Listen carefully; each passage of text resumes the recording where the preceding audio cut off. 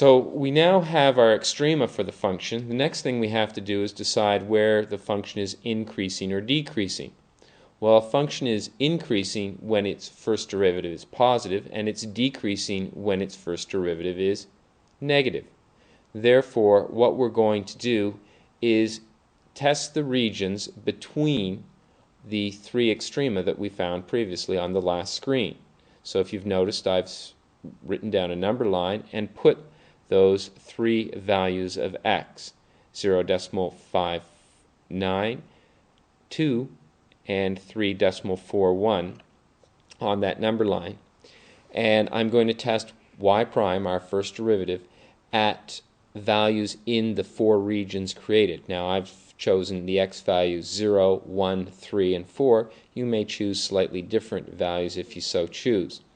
What I find is that when x is equal to 0, the first derivative is equal to negative 16. So I put a little negative sign on my number line to indicate that all values of x in that region would produce negative values for the first derivative.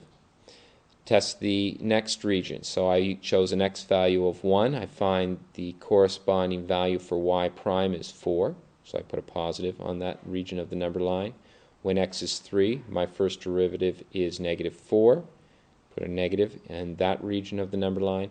And when x is equal to 4, my first derivative is a positive 16, indicating that all values of x in that region generate positive solutions. So now I can conclude where the function is increasing and where it is decreasing by looking at this number line, remembering that it's increasing when my first derivative is positive.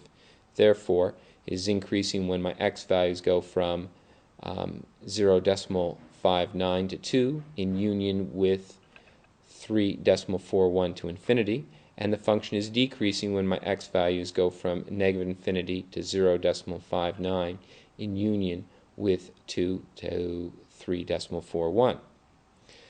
The next thing I have to do is determine if I have any points of inflection. And if you remember, points of inflection are where a function changes in concavity. We use the second derivative to determine points of inflection.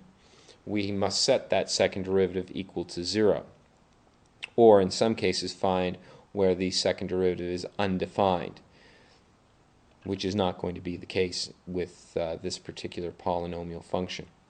So we've taken our second derivative, y double prime, and we have 12x squared minus 48x plus 40. We set it equal to 0, and what we notice is that everything is divisible by 4. So 0 is equal to 3x squared minus 12x plus 10.